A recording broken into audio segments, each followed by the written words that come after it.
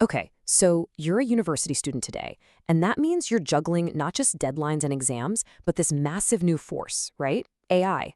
The real question is, are you actually using it to its full potential, or are you just kind of scratching the surface? Well, in this explainer, we are giving you the definitive guide to making AI your absolute best study partner without, and this is key, without crossing any of those tricky ethical lines.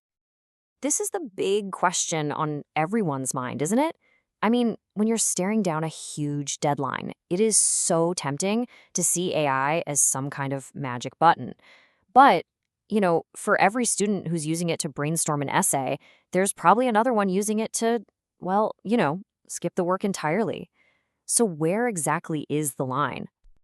And this is where the real skill comes in. See, AI isn't inherently good or bad. It's just a tool, a really, really powerful one. The difference between using it to truly deepen your understanding versus, committing academic misconduct, it all comes down to your approach. And mastering that approach is exactly what we're going to do today.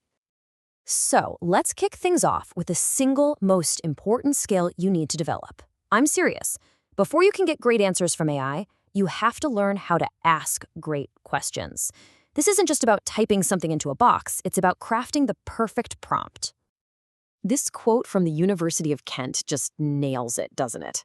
If you ask a vague question, you're always going to get a vague, generic answer.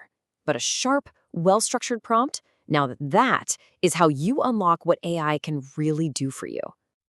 So, how do you actually do this? Well, you don't need to be some tech genius, I promise. It's really just about following this simple 5-step framework. Let's walk through it.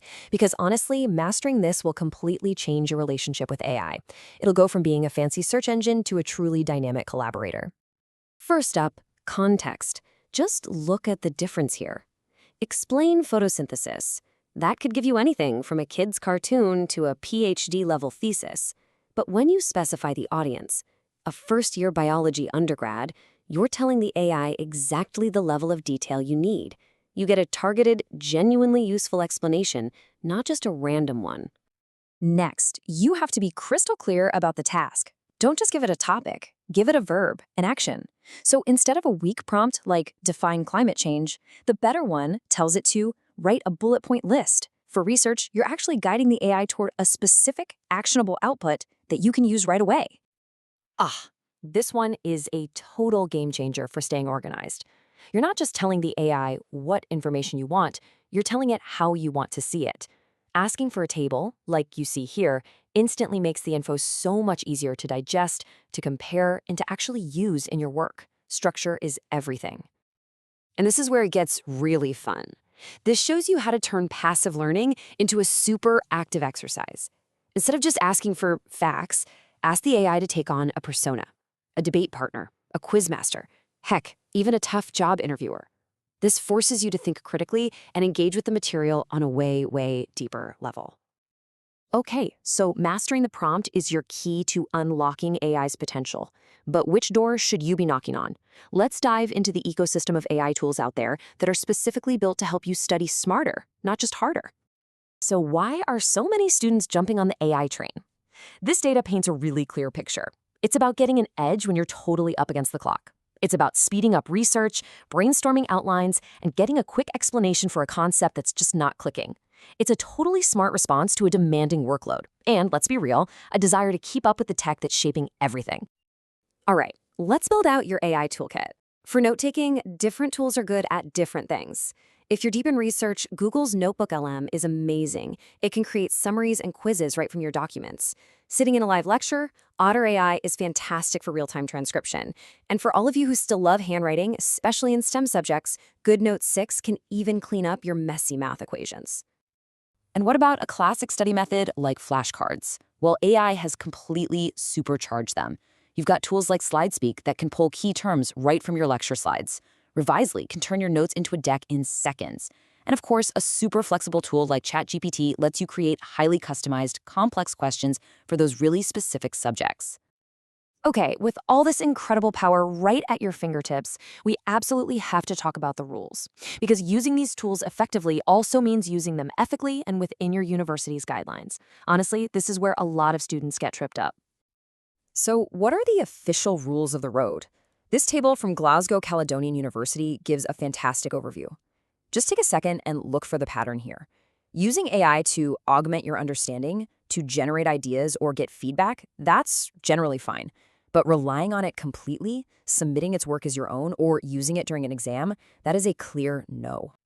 But what's really interesting is that students themselves have a pretty nuanced view on this. This quote from a recent study shows that students see the ethics as highly situational. It's not just a simple black and white issue for them.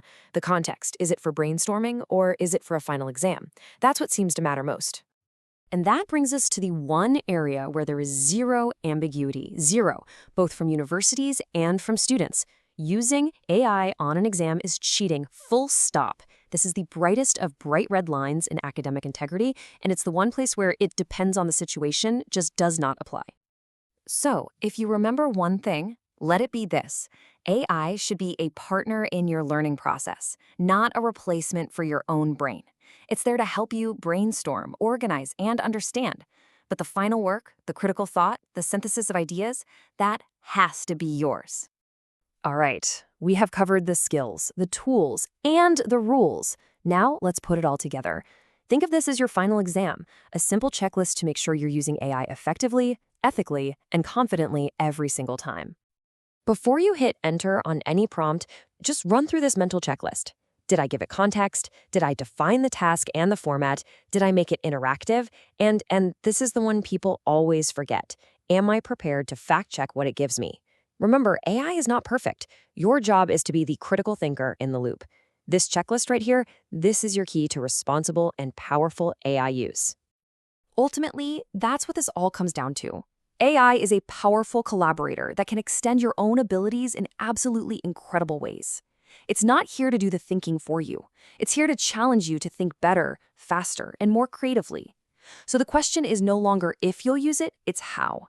How are you going to integrate this incredible tool into your academic journey to not just get better grades, but to become a better thinker?